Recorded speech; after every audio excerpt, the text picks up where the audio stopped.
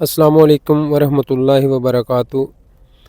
صحیح البخاری کتاب العلم سے ایک حدیث پیش خدمت ہے۔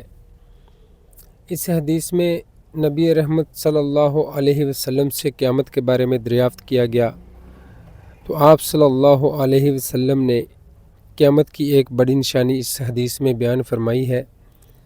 ایک بار آپ صلی اللہ علیہ وسلم لوگوں میں بیٹھے ہوئے ان سے باتیں کر رہے تھے۔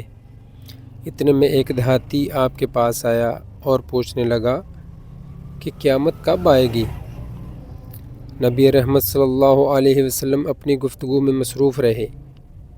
بعض لوگ جو مجلس میں تھے کہنے لگے، آپ صلی اللہ علیہ وسلم نے دیہاتی کی بات سنی لیکن پسند نہیں کی، اور بعض کہنے لگے نہیں بلکہ آپ نے اس کی بات سنی ہی نہیں۔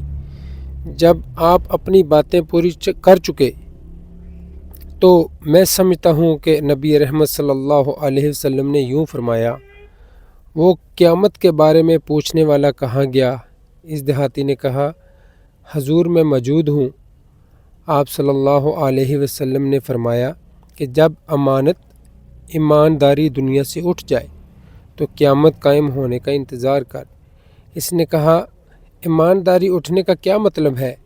تو آپ صلی اللہ علیہ وسلم نے فرمایا کہ جب حکومت کے کاروبار نالائق لوگوں کو سونپ دیے جائیں تو قیامت کا انتظار کر۔ صحیح البخاری کتاب العلم حدیث نمبر 59۔ سر سبز و شاداب رہے وہ چہرہ جو رسول اللہ صلی اللہ علیہ وسلم کی حدیث کو سنے اور آگے پہنچائے۔